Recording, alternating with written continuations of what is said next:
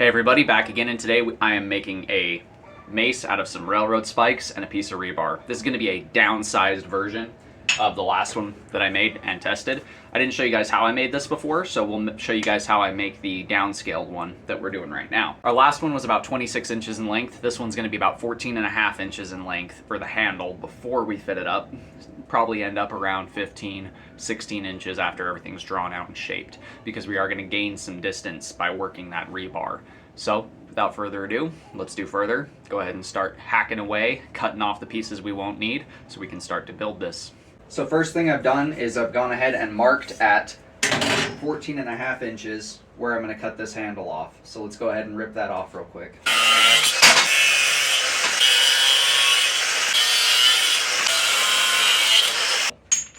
These were our railroad spikes. Let's see, I've got another one around here. Yep. All we've done is gone ahead and we've cut off a good amount of it. On that last mace, we used everything except for the head. On this, I've cut about a 1/2 inch to 1 inch off of either side of these spikes. That way we have a little bit of a lighter head for our shorter handle. So let's head over to the anvil. We'll make some cold marks on these, so that way we know where to do things to get this to fit up. So now we've got our 1/2 inch marked in the center of our first one. We're going to just repeat the process on the other one, then go ahead over to the forge, light it up, and start shaping these. We're going to start off with the shape that's going to go run through the spikes. We're kind of going to do all these pieces in the fire at the same time, so I'm not wasting fuel. Once everything gets nice and hot, we'll just be able to go back and forth working each piece until we can all fit it up together. Since I cut the tapers off, I am going to re-taper my ends real quick.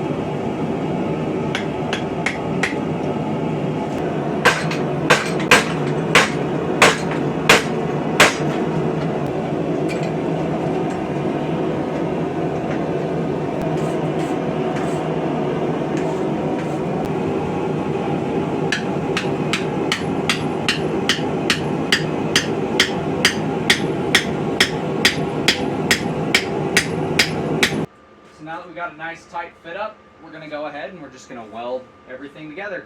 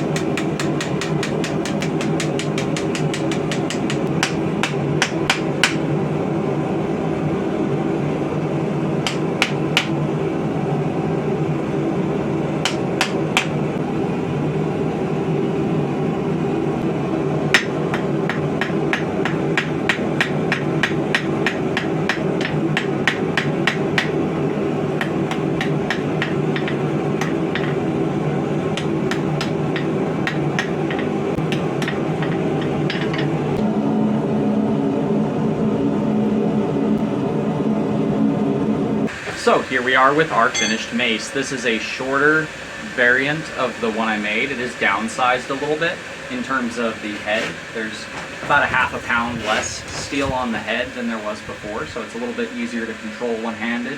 You can be real fast with this thing. And I've gone ahead and ground a very, very sharp point on that tip. This is basically going to be a home defense tool for someone. So the client that is having this made for them is looking for a self-defense tool that they can have around the home that is a more lethal than less option. You can always use a baseball bat, but it doesn't focus force quite the same way as a mace does. So we've got our nice little needle prick point there that will go right through whatever's in its way because of how tiny and sharp that is. It will also cut and gouge. So if you were to strike with this, and let's say just that tip ran across, it would still cut quite well. Not really like a knife would, but it would tear at whatever is in the way.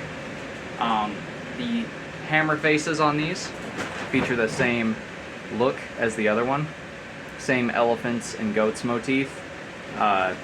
Just these are a little bit more feathered than strict lines were on the other one.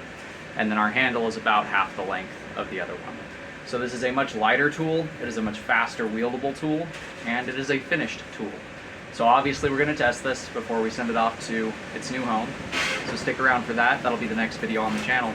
That does it for today's video. If you guys like what you see, do me a favor, do that thing right there. And until next time, God bless, stay sharp out there. If you're looking for a custom sharp object, or a pointy, bonky object, check out my Etsy store.